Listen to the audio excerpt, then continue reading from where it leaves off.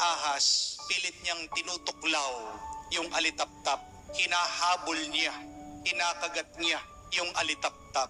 Ito pong alitaptap napagod sa kakahabol ng ahas sa kanya. Tumigil siya. Hinarapan daw po itong ahas at tinanong siya, sandali, sabi niya. Bakit mo ba ako tinutuklaw? Bakit mo ba ako kinakagat? Bakit mo ba ako hinahabol? Pagkain ba ako sa iyo? Kumakain ka ba ng insekto? Sumagot daw po yung ahas, sabi niya, hindi, sabi niya. Pangalawang tanong po nung alitap-tap doon sa ahas, may ginawa ba akong masama sa iyo? Bakit mo ba ako sinasaktan? Bakit mo ako tinutuklaw? Bakit mo ako hinahabol? Sumagot po yung ahas, sabi niya, wala ka namang ginawang masama sa akin. Nagtataka po ang alitap-tap, bakit mo ako hinahabol? Bakit mo ako sinasaktan? Bakit mo ako tinutuklaw? Sumagot po yung ahas, sabi niya, kasi nasisilaw ako dyan sa liwanag mo. Naiinis ako sa iyo. Sabi po ng ahas. Ano pong ibig sabihin? Napakagandang aral na pag may taong gustong makapanakit sa iyo, pag may taong naninira sa iyo, pag may taong nambabatas sa iyo o pilit kang dinadown, anong ibig sabihin? Hindi dahil may ginawa kang masama, hindi dahil sinaktan mo yung taong yun, pero bakit masama siya sa iyo? Dahil masyado kang maliwanag. Dahil naiinggit siya sa iyong kabutihan. Dahil ayaw niyang nakikita yung mabuti mong ginagawa.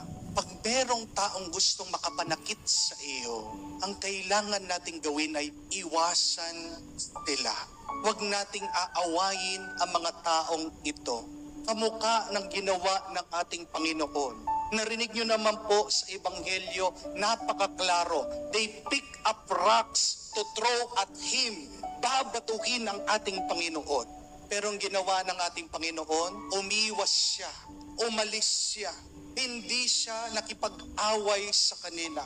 Bakit gustong patayin ng mga Hudyo ang ating Panginoon? May sinabi ba siyang masama? Wala. May sinaktan ba siya sa kanila? Wala. May kasalanan ba siya? Wala. Pero bakit siya binabato? Kasi kamukha ng alitap-tap ang ating Panginoon, naging napakabuti, naging napakaliwanag niya, pinakita niyang kanyang kabanalan, at ayaw daw makita ng mga Hudyo ito. Hindi nila ito matanggap, naiinggit sila. Kailangan natin tanggapin, minsan sa buhay natin, meron talaga mga taong ugaling ahas. Amen? Na kahit na anong ginawa mong mabuti sa kanila, inakain mo na sila, inalagaan mo na sila, tinulungan mo na sila, anong gagawin nila? Kamukha ng ahas, tutuklawin ka. Kahit na nagsakripisyo ka na, kahit na binigay mo ng lahat, nagparaya ka na, anong ginawa ng mga taong ito? Sinaktan ka pa rin. Kailangan natin tanggapin yun. Hindi natin maaalis sa buhay natin yan. Meron tao, pero ang ugali nila, ahas. Ugaling taksil. Amen? At ano ang kasabihan? Do not allow the same snake to bite you twice.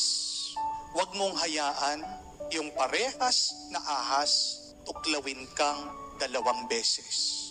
Pag sinaktan ka na ng isang tao, matuto ka na, umiwas ka na, mag-ingat ka na sa taong yan. Anong utos ng ating Panginoon? Huwag tayo maging mangmang. Sabi niya, be shrewd as snakes and yet innocent as doves.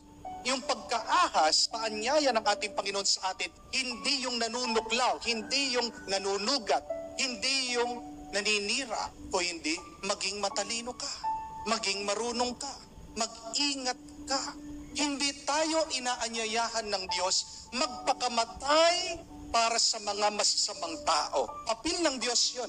Binigay na niya ang sarili niya para sa mga masasama, para sa mga makasalanan. Ngayon, kung meron pa rin masama, makasalanan, ikaw, patuloy kang sinasaktan. Umiwas ka, pagdasal mo sa Diyos. Ang Diyos lang ang makakapagbago sa kanila. Continue shining. It means continue your good work. Huwag kang titigil sa paggawa ng mabuti. Huwag mong ititigil ang iyong pagmamahal, ang iyong misyon. Pag natuklaw ka nila, pag nasaktan ka nila, sinong kawawa? Ikaw at yung mga minamahal mo. Pag nasaktan ka nila, sayang yung maipapakita mo sanang mabuti sa iba. Hindi ikaw ang makakapagbago sa mga taong masasama.